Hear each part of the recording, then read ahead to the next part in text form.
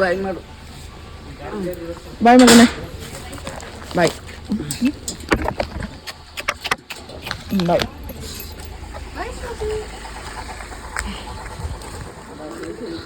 Tension ಅವನಿಗೆ ಹಂಗೆ. ಅಮ್ಮ ಇಲ್ಲಲ್ಲ ಈಗ, ಟೆನ್ಷನ್.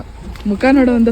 ಕರೆಕ್ಟಾಗಿ ತೆಗಿಯೋದನ್ನ ಯಾರು ಒಬ್ಳೆ ಕರೆಕ್ಟಾಗಿ ತೆಗಿಯೋದನ್ನ ಹಾಂ ಯಾರು ಕರೆಕ್ಟ್ ನಂಗೆ ಗೊತ್ತಾಗ್ಬಿಡಿದೆ. ಅಯ್ಯೋ ಅವನಿಗೆ ಇವಾಗ ಎಷ್ಟು ಕೋಪ ಬಂದಿದೆ ಅಂದ್ರೆ. ಬಾಯ್ ಮಗನೇ. ಓ bye bye. Good morning. Good morning ಅಣ್ಣ. Good morning friends. ಓ ಏನ್ ಜೋಶ್. ಅಮಿಸ್ದ ಜೋಶ್ ಅಂದ್ರೆ ಐ ಅನ್ನೋ ರೇಂಜ್ಗೆ ಐತೆ.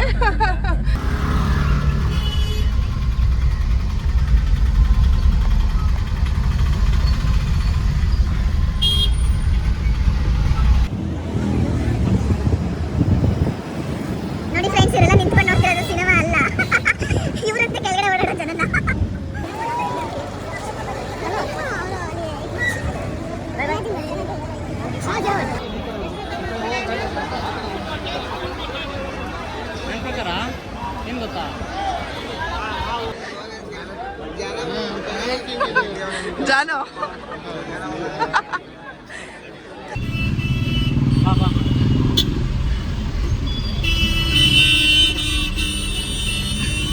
ಜನ್ಮದಲ್ಲಿ ಇನ್ನ ಕೇರ್ ಮಾರ್ಕೆಟ್ಗೆ ಕಾಲಿಡಲ್ಲ ದೇವ್ರೆ. ನನಗೆ ತಾಯಿ ಗರ್ಭದಿಂದ ಆಚೆ ಬಂದಷ್ಟು ಫೀಲ್ ಆಯ್ತು. ಕಲ್ಲು ಹಿಂಗೆ ಎಸಿದ್ರೆ ಮೇಲೆ ಕೆಳಗಡೆ ಬೀಳೋದ್ರೆ ಡೌಟು. ಏನಣ್ಣ?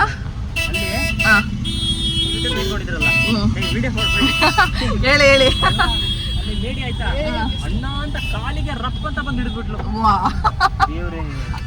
ಒಳ್ಳೇದಾಗ್ಲಿ ಮಗು ಅಂದ್ಬಿಟ್ಟಿದ್ರೆ. ಅಪ್ಪಿ ಎ ಸಿ ಹಾಕ್ಬಿಡಪ್ಪಿ. ಮಕ್ಕಳು ಸರಿಯಾಗಿ ಕಾಣಿಸ್ತಿಲ್ಲ. ನಮಗೆ ಹೆಂಗಾಗ್ಬಿಟ್ಟಿತ್ತು ಅಂದ್ರೆ ಲಿಟ್ರಲಿ ಇದೆ. ಅವಳು ಯಾರೋ ಬಂದ್ಬಿಟ್ಟು ದೂಕ್ಬಿಡಿ ಅಂದ್ಬಿಟ್ಟು ನನ್ನನ್ ಮಧ್ಯದಲ್ಲಿ ಹಾಕೊಂಬಿಟ್ಟು ಎಲ್ಲಾರು ಲೆಫ್ಟ್ ಅಲ್ಲೂ ದೂಕ್ಬಿಡಿ ಅಂತ ಹೇಳಿ ರೈಟ್ ಅಲ್ಲೂ ಫ್ರಂಟ್ ಬ್ಯಾಕ್ ಹಾಕೊಂಡು ಅಪ್ಪಚ್ಚಿ ಮಾಡಿ ಕೈನ ನುಲ್ಚೆ ಬಿಟ್ರು ಎಲ್ಲಾರು ಸೇರ್ಕೊಂಡು. ಅಯ್ಯಪ್ಪ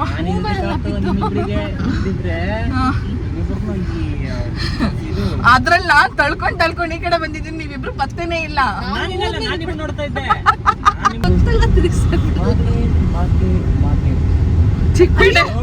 ಇನ್ನೊಂದೇನಿಲ್ಲ ನೀನು ಏನು ಅದ್ರ ನಡುವೆ ಇನ್ನೊಬ್ರು ಕಲಾವಿದ್ರು ಮಿಡಲ್ ಅಲ್ಲಿ ಗಾಡಿ ತಂದು ನಿಲ್ಸ್ಕೊಂಡಿದ್ದು. ಅಯ್ಯೋ ಅದು ಕ್ಲಿಪ್ ಹಾಕಿದೀನಿ.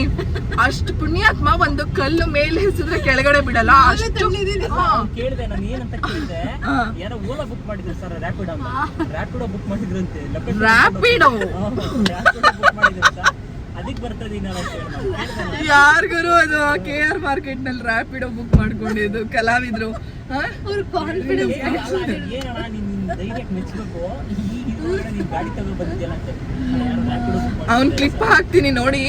ಅವನ್ ಧೈರ್ಯನ ನಿಜವಾಗ್ಲೂ ಮೆಚ್ಚಬೇಕು. ಅವ್ನು ಎಂತ ಪೆದ್ದ ಅಂತ ಹೇಳ್ತೀನಿ. ಅವ್ನು ಇನ್ನೂ ಹೋಗಿರಲ್ಲ. ಅವನ್ನ ಎಲ್ಲಾರು ನೋಡಿ ಅಣ್ಣ ನೀನ್ ಬಾರಿ ಧೈರ್ಯವಂತ ಅಣ್ಣ, ನೀನ್ ಬಾರಿ ಶೂರ ಅಣ್ಣ ಅನ್ಕೊಂಡು ಹೋದ್ರು. ಆಮೇಲೆ ಇನ್ನೊಬ್ರು ಹೇಳ್ತಿದ್ರು, ನಾವ್ ತಳ್ತಿದ್ವಲ್ಲ ಅವ್ರದ್ದು ಗಾಡಿ. ಅವಾಗ ಇನ್ನು ಯಾರೋ ಒಬ್ರು ಹೇಳ್ತಾ ಇದ್ರು ಅಣ್ಣನ್ ಗಾಡಿ ಇನ್ನೊಂದ್ ಮೀಟರ್ ಹೋಗೋದಕ್ಕೂ ಇನ್ನೊಂದು ಇದು ಹೋಗೋದಕ್ಕೂ ಒಂದ್ ಗಂಟೆ ಕಾಯ್ಬೇಕು. ಅಯ್ಯಪ್ಪ ಒಂದೊಂದ್ ಅರ್ಧ ಗಂಟೆಗೆ ಒಂದೊಂದ್ ಚೂರ್ ಮುಂದೆ ಹೋಗ್ತಿದ್ದ. ಅದ್ ಯಾವ ಧೈರ್ಯದ ಮೇಲೆ ನಾವು ಫೈನಲಿ ಹೊರಗಡೆ ಬಂದ್ವಲ್ಲ. ಪ್ರಪಂಚನ ಇಷ್ಟು ವಿಶಾಲವಾಗಿ ನೋಡ್ತಿದೀವಲ್ಲ. ಅಲ್ಲ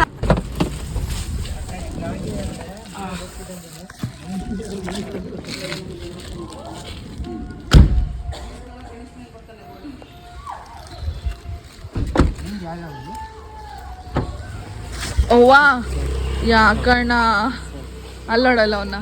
ಟೆನ್ಷನ್ ಏಯ್ ಯಾಕೋ ನನ್ನ ಮಗನೇ. ಅಯ್ಯೋ ಯಾಕೋ ಬಂದೆ ತಾನೆ ಬಂದಿದ್ದೀನಿ ತಾನೆ ಬಂದೆ ತಾನೆ.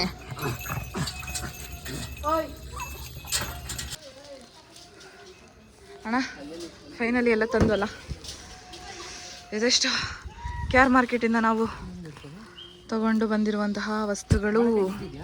ಹಾಂ, ಫೈನಲಿ ಮನೆಯಲ್ಲಿ ಎಲ್ಲ ಫ್ಲವರ್ಸ್ ಎಲ್ಲ ಇಟ್ಟು ನಾನು ಸ್ವಲ್ಪ ಬ್ರೇಕ್ಫಾಸ್ಟ್ ಮಾಡಿ ಶಾಪಿಗೆ ಬಂದೆ. ಶಾಪ್ನಲ್ಲಿ ಇವಾಗ ಕ್ಲೀನಿಂಗ್ ಮಾಡಬೇಕು. ಕ್ಲೀನಿಂಗ್ ಮಾಡೋದಕ್ಕೆ ಕಸ ಗುಡಿಸಿದೆ, ನೆಲ ಒರೆಸ್ಬೇಕು. ಸೊ ಬಕೆಟ್ ಎಲ್ಲ ರೆಡಿ ಇದೆ, ಒರೆಸ್ಬೇಕು ಇವಾಗ. ಕೆಲಸವ್ರು ಯಾರೂ ಸದ್ಯಕ್ಕೆ ಜೊತೆಲಿಲ್ಲ, ನಾನು ಒಬ್ಬಳೇ ಮಾಡ್ತಿರೋದು. ಮನೆಯವರು ಅವರು ಇವರು ಬಂದು ಸ್ವಲ್ಪ ಹೆಲ್ಪ್ ಮಾಡ್ತಾರೆ. ಸ್ವಲ್ಪ ಅಲ್ಲ, ಅವ್ರು ಸಪೋರ್ಟಿವ್ ಇರೋದಕ್ಕೇ ಸ್ವಲ್ಪ ಜಾಸ್ತಿ ನನಗೂ ಹೊರಗಡೆ ಎಲ್ಲ ಕಡೆ ಕೆಲಸನೂ ಮಾಡೋದಕ್ಕಾಗೋದು. ಸೊ ಇವತ್ತು ನಾನು ಮಾರ್ಕೆಟ್ಗೆ ಹೋದಾಗ ಒಂದಷ್ಟು ಪಾಠ ಕಲಿತೆ. 1 second. Hello hello, very good morning. ಹೇಳಿ ಮ್ಯಾಮ್. ಓಪನ್ ಇದೆ ಮ್ಯಾಮ್, ಬಟ್ ಟಿಲ್ 6ವರೆಗೂ ಮಾತ್ರ ಓಪನ್ ಇರುತ್ತೆ, ಬೇಗ ಕ್ಲೋಸ್ ಆಗುತ್ತೆ ಇವತ್ತು. Okay ma'am, thank you.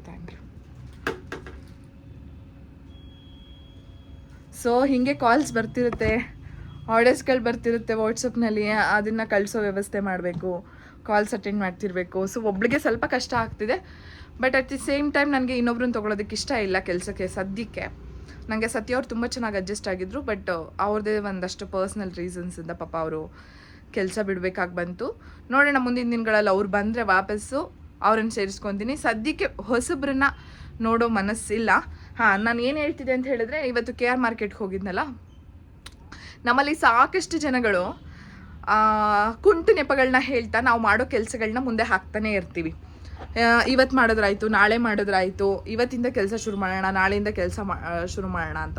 Specially ದುಡಿಯೋ ವಯಸ್ಸಿಗೆ ಬಂದಿರೋವಂಥವ್ರು ನಾನು ಸಾಕಷ್ಟು ಜನನ ನೋಡಿದ್ದೀನಿ. ಇಂಥವ್ರೆ ಅಂಥವ್ರೆ ಅಂತಲ್ಲ, ತುಂಬ ಜನ ಏನಾದರೂ ಕೆಲಸ ಮಾಡಿ ಅಂದರೆ ಅಲ್ಲ ನನ್ನ ಕೈಲಿ ಅದಾಗಲ್ಲ, ನನ್ನ ಕೈಲಿ ಇದಾಗಲ್ಲ, ಒಂದು ಸರ್ಕಲ್ ಹಾಕ್ಕೊಂಡಿರ್ತಾರೆ, ನಾನು ಇದನ್ನಷ್ಟೇ ಮಾಡೋದಕ್ಕೆ ಸಾಧ್ಯ ಅಂತ. ಇವತ್ತು ಮಾರ್ಕೆಟ್ನಲ್ಲಿ ಒಂದಷ್ಟು ಜನ ವರಮಹಾಲಕ್ಷ್ಮಿ ಹಬ್ಬಕ್ಕೆ ಅಂತ ಶಾಪಿಂಗ್ ಮಾಡೋದಕ್ಕೆ ಬಂದರೆ, ಒಂದಷ್ಟು ಜನ ವ್ಯಾಪಾರ ಮಾಡೋದಕ್ಕೆ ರೆಗ್ಯುಲರ್ ಪರ್ಚೇಸ್ ಮಾಡೋರು ಬಂದಿದ್ರು. ಅವ್ರುಗಳು ಈ ವರಮಹಾಲಕ್ಷ್ಮಿ ಹಬ್ಬದಲ್ಲಿ ಮುಳುಗೋಗಿರೋರ ಮಧ್ಯೆ ಅವ್ರು ಸಿಕ್ಕಾಕೊಂಡು ಎಷ್ಟು ಒದ್ದಾಡ್ತಿದ್ರು ಅಂತ ಹೇಳಿದ್ರೆ, ಅವ್ರದ್ದು ರಾಶಿ ಹೂವುಗಳನ್ನ ಅವ್ರು ತೊಗೊಂಡು ಹೋಗ್ತಿದ್ದು ನೋಡೇನೆ ಒಂಥರ ಅನ್ನಿಸ್ಬಿಡ್ತು. ಅವ್ರು ಇಷ್ಟು ಕಷ್ಟಗಳ ಮಧ್ಯೆನೂ ಕೂಡ ನೆಪಗಳನ್ನ ಹೇಳ್ದೆ ಅವ್ರ ಬದುಕನ್ನು ಸಾಗಿಸೋದಕ್ಕೆ ಅವ್ರು ಏನು ಬೇಕೋ ಅದನ್ನು ಮಾಡ್ತಿದ್ದಾರೆ. ಬಟ್ ಎಷ್ಟೊಂದು ಜನಕ್ಕೆ ಬದುಕುಗಳು ನಿಂತು ಹೋಗಿರುತ್ತೆ, ಅವ್ರ ಕೈಲಿ ಏನೂ ಇರಲ್ಲ.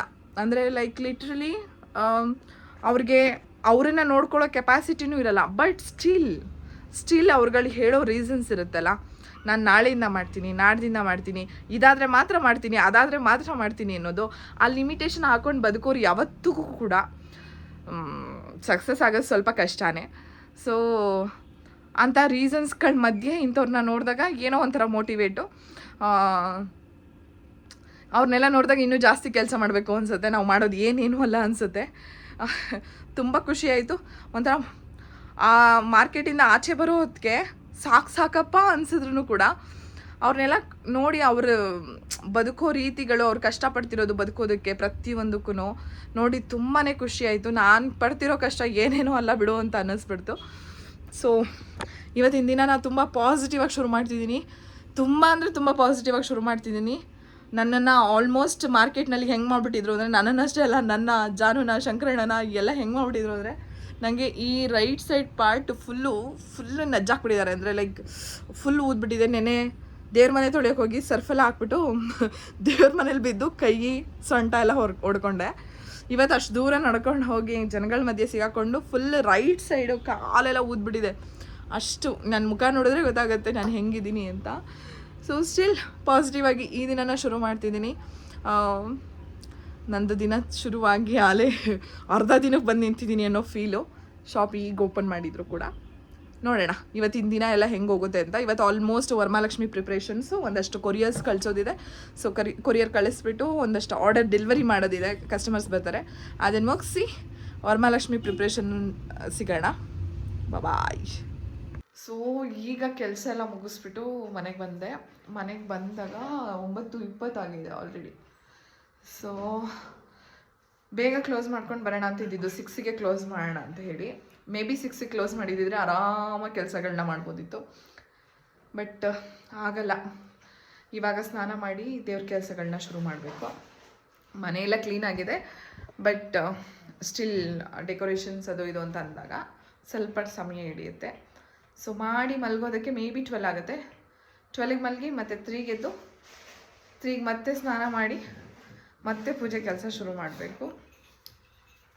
ಒಟ್ಟು 6 ಗಂಟೆ ವರ್ಷದಲ್ಲಿ ಪೂಜೆ ಮುಗಿಸ್ಬೇಕು. 6 ಗಂಟೆ ವರ್ಷದಲ್ಲಿ ಪೂಜೆ ಮುಗಿಸೋದಕ್ಕೆ ಏನೆಲ್ಲ ತಯಾರಿ ಮಾಡ್ಕೊಬೇಕು. ಸೊ ನೋಡೋಣ ಹೆಂಗಾಗುತ್ತೆ ಅಂತ. ಜಸ್ಟ್ ಸ್ನಾನ ಆಯಿತು, ಈಗ ಸ್ವಲ್ಪ ರೆಡಿ ಮಾಡಿದ್ದೀನಿ, ಇನ್ನೂ ರೆಡಿ ಮಾಡ್ತಾಯಿದ್ದೀನಿ. ಸೊ ಮಾಡಬೇಕು. ನನ್ನ ಜೊತೆಗೆ ಹೆಲ್ಪ್ ಮಾಡೋದಕ್ಕೆ ಯಾರಿದ್ದಾರೆ ಇವತ್ತು? ಸ್ನೂಪಿ ಸರ್ ಇದ್ದಾರೆ. ಸ್ನೂಪಿ ಸರ್ ಎಲ್ಲ ಮುಗಿಸ್ಕೊಂಡು ಓಡಾಡ್ತಿದ್ದಾರೆ. ಟೆನ್ಷನ್ ಅವರಿಗೆ, ಏನೋ ಮಾಡ್ತಿದ್ದಾಳೆ ಮನೆಯಲ್ಲಿ ಅಂತ.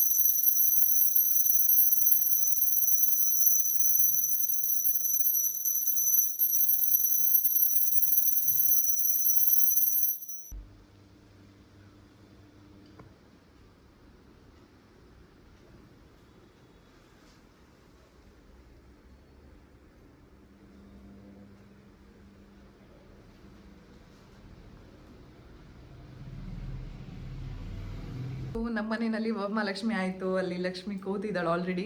ಸೊ ಇವಾಗ ಟೈಮು 12:30. ನಾನೀಗ ಜಾನು ಮನೆಗೆ ಕುಂಕುಮಕ್ಕೆ ಹೋಗ್ತಿದ್ದೀನಿ. ಸೊ ಸಂಜೆ ಮೇಲೆ ಇಲ್ಲೂ ಕುಂಕುಮಕ್ಕೆ ಎಲ್ಲರೂ ಬರೋದ್ರಿಂದ ಮಧ್ಯಾಹ್ನಕ್ಕೆ ಹೋಗ್ಬಿಟ್ಟು ಬಂದುಬಿಡೋಣ ಅಂತ ಹೇಳಿ ಹೊರಟಿದ್ದೀನಿ. ಸೊ ಅಮ್ಮ ರೆಡಿ ಆಗ್ತಾ ಇದ್ದಾರೆ. ನಾನಿವಾಗ ಜಾನು ಮನೆಗೆ ಹೋಗಿ ಕುಂಕುಮ ತಗೊಂಡು ಬರ್ತೀನಿ. ಇದು ಜಾನು ಮನೆ ಮಹಾಲಕ್ಷ್ಮಿ.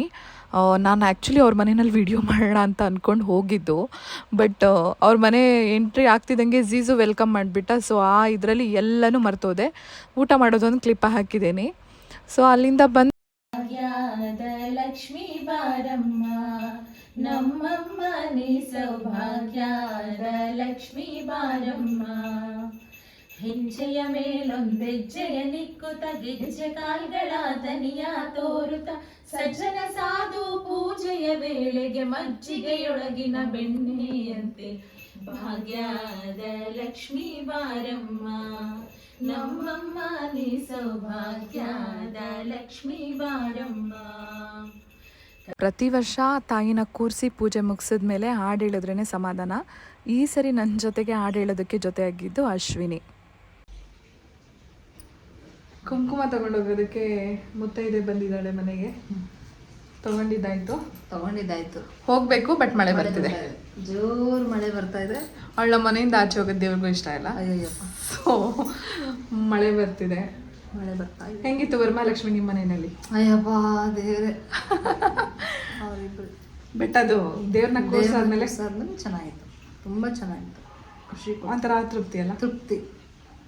ಬಟ್ ಮುಗ್ದೋಯ್ತಲ್ಲ ಹಬ್ಬ. ಅಮ್ಮ ಹೆಂಗಾಯ್ತಮ್ಮ ವರಮಹಾಲಕ್ಷ್ಮಿ?